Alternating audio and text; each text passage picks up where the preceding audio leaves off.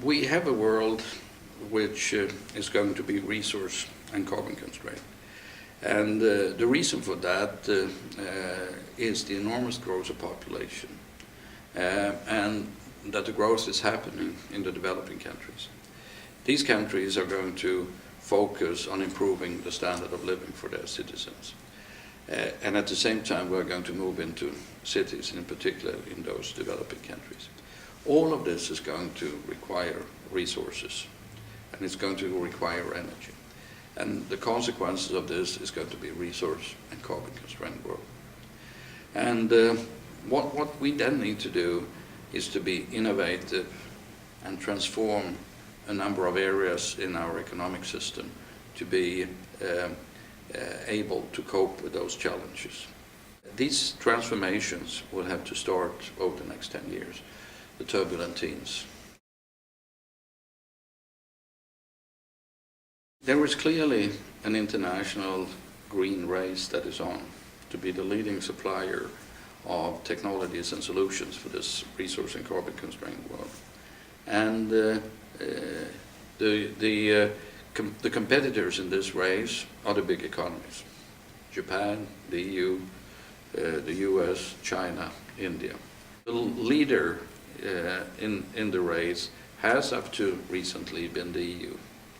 The EU is now being challenged by primarily the US and China. And at the moment it seems like the ones that have the highest pace on the racetrack is China. And unless the EU and the US move forward faster, then China will catch up at some stage, and some people believe that China has already passed the US at this point in time. But the green race is on, and the one that is moving the fastest at the moment is China.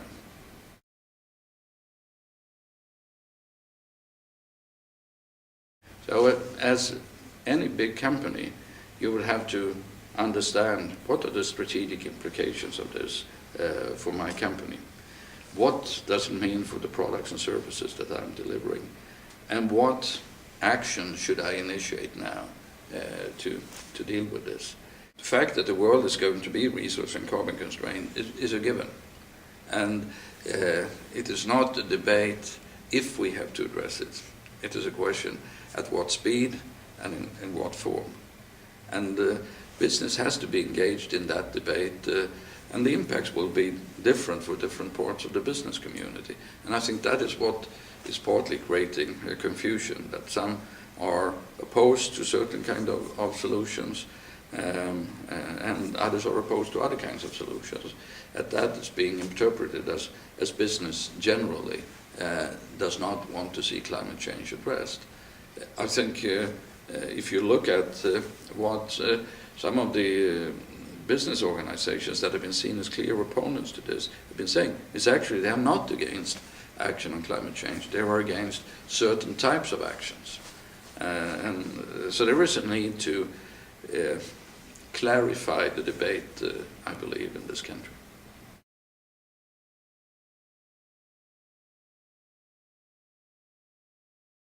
The financial sector can be seen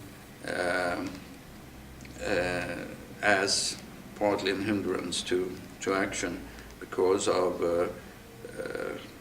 the way they look short-term at risks and returns. We have a bigger issue in society that something can be profitable for the society as a whole, but maybe we cannot translate that into something which is profitable for the individual company or the consumer, and that will slow down actions. So when we look at the financial sector, we have to deal with this in a broad way. It's both about how we measure risks and returns, but it's also about how the financial sector is allocating money and within what time frame.